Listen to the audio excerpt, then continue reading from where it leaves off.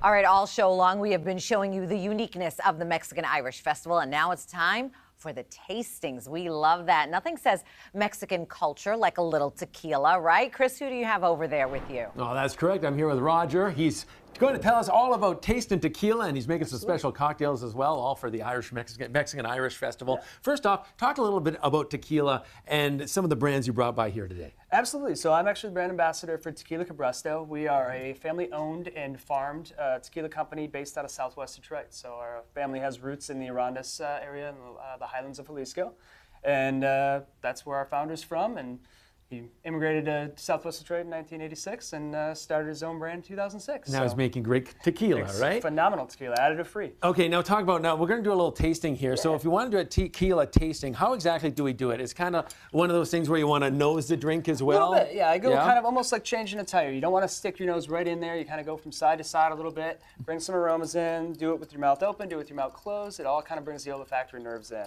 Then you usually just kind of introduce your palate to it. I'm sure hopefully you haven't been sipping tequila all morning. No, so rub I around your gums a little bit, kind of get the feel. First tequila of the day. Yes, yeah. Not mine. But the second sip then is when the palate really opens up and you can really kind of taste the nuances and the flavors. So agave takes about 7 to 10 years to mature in the soil, so it's really leaching off a lot of things that are happening. So what you want is your tequila in the bottle to really taste like the plant itself. So a lot of kind of companies skip some corners, try to get things out there onto the market as quick as possible, and you don't actually taste the culture and the legacy of the brands behind it, and that's, as farmers first, that's what we focus on the most. Now this extremely smooth, tequila's come a long way in the last like 15, 20 years, has it not? I mean, I remember years ago, granted I was in college, and it would be like one kind of tequila, and it was like, oh man, what did I just drink? But now you can actually sip this stuff. Why has it become such a more popular drink? Is it because it's starting to be a little more smooth? Why is this all happening? I think a lot of it is to do with distribution. It was always in Mexico, but it wasn't necessarily making it up to the American market. Makes sense. Especially the Michigan market.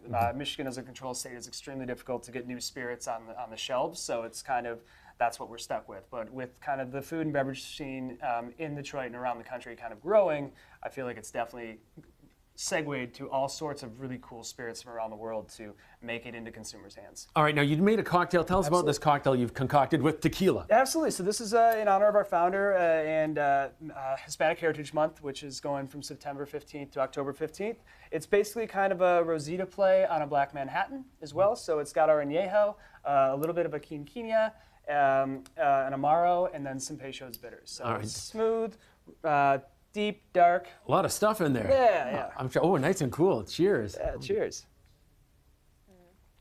Oh yeah, that definitely is something you want to taste for sure. Yeah, nice little sipper. This is incredible. Now the Mexican-Irish Fest was on hiatius for 20 years. It's coming back strong, yes, right? That's what I hear. Yeah, we're new to it as well. Extremely excited as a great grandson of an Irish couple. I don't normally get to blend my passion of agave and my Irish heritage together. So it is quite a passion, yeah. Crossing borders there, but quite a passion. The details are on your screen right now.